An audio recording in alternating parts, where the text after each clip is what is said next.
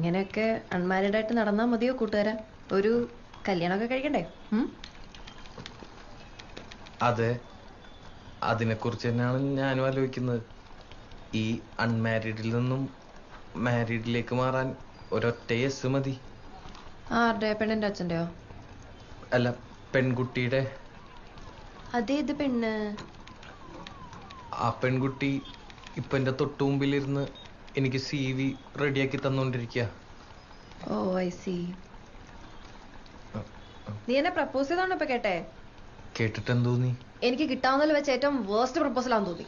എനിക്കെന്നല്ല, ഏതൊരു പെണ്ണിനും. ഇടക്കിടക്ക് പ്രപ്പോസൽസ് ഒക്കെ കിട്ടാറുണ്ട്. അപ്പോ ആ ഉണ്ട്. കിട്ടാണ്ടിരിക്കാൻ മാത്രം മോശമാണോ ഞാൻ?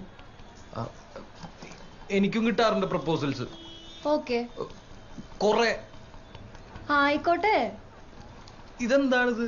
എന്തു പറഞ്ഞാലും ഒരു കുലുക്കമില്ല.